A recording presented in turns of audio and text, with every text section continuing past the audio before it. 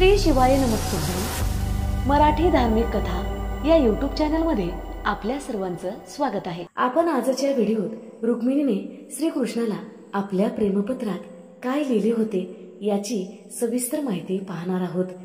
रुक्मिणी ही विदर्भ राजा भीष्मांक याची कन्या होती आणि तिचे कृष्णावर प्रेम होते, पण रुक्मिणीचा मोठा भाऊ रुक्मिणीचा विवाह शिशुपालाशी निश्चित केला।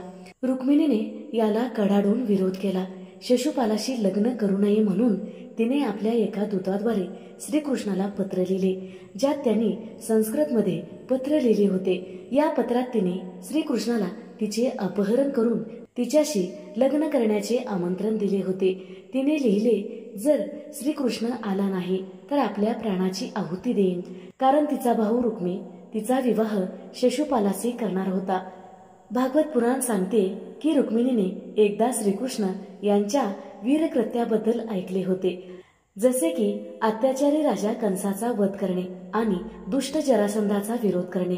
ती त्याच्या प्रेमात पडली आणि तिला त्यांच्याशी लग्न करायचे होते। रुक्मिणीचा विवाह श्रीकृष्णाशी होईल असे शुक ऋषीने परीक्षित राजांना सांगितले होते। रुक्मिणीच्या आई वडिलांना खूप आनंद झाला।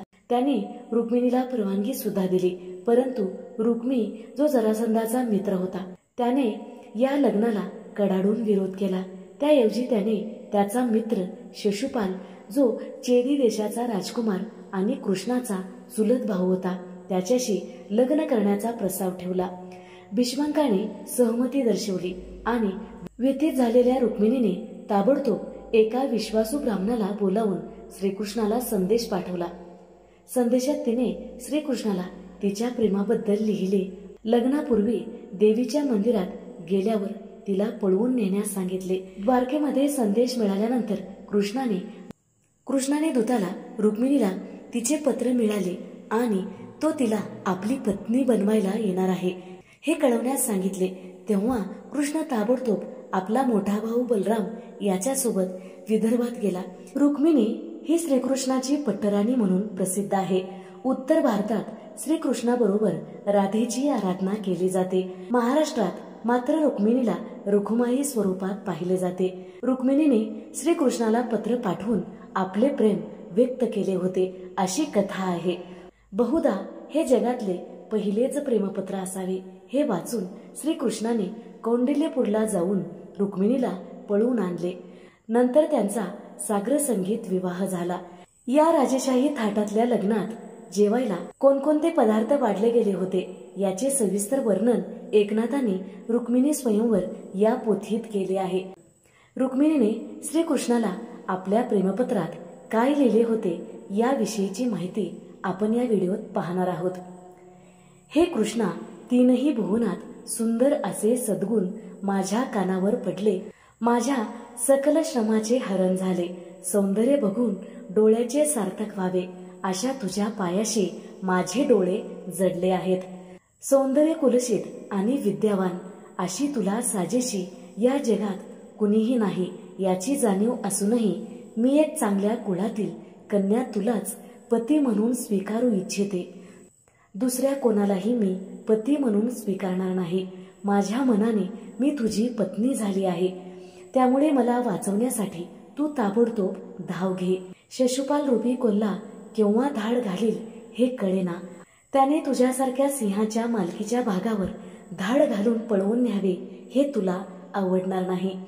तुझे वर्णन ऐकल्यापासून तुझ्या प्राप्तीसाठी मी अनेक व्रत केली, नियम धरले, देव, गुरु आणि ब्राह्मणाची सतत पूजा केली। दारी आलेल्या कोणत्याही याचकाला परत पाठवलं नाही। या सगळ्यातून मला जे पुण्य मिळाले तेच तुला इकडे धावण्यास तयार करेल।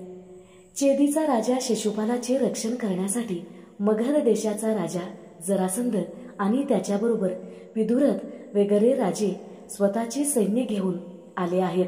तुझ्या बाहू पराक्रमाने त्यांना सर्वांना शिक्षा करून मला राक्षस पद्धतीने पळवून ने। माझा भाऊ रुक्मी याच्याशी भांडण केल्याशिवाय माझे हरण करण्याचा दुसरा कोणताही उपाय मला दिसत नाही। आमच्या कुळाच्या पद्धतीप्रमाणे लग्नाआधी कुलदेवतेचे दर्शन घ्यायचे असते, त्यासाठी मी वनात येणार आहे। तेथून तू मला पळवून ने. हे पद्मनामा, ही माझी इच्छा पूर्ण झाली नाही तर मी माझी जीभ ओढून जीव देईन. त्यानंतर पुढे 100 जन्म घेऊन उग्र तपश्चर्या करेन आणि प्रत्यक्ष भगवान शंकरही ज्याला वंदन करतो असे तुझे पाय मी मिळवेन, असे रुक्मिणीने आपल्या प्रेमपत्रात लिहिले होते. तर मंडळी, ही कथा तुम्हाला कशी वाटली हे आम्हाला कमेंट करून नक्की कळवा. त्याचबरोबर चॅनलला सबस्क्राईब करा, बाजूच्या घंटीला ऑल करा, त्यामुळेच मी टाकलेल्या प्रत्येक कथा तुम्हाला ऐकता येतील. धन्यवाद. श्री शिवाय नमस्तुभ्यम.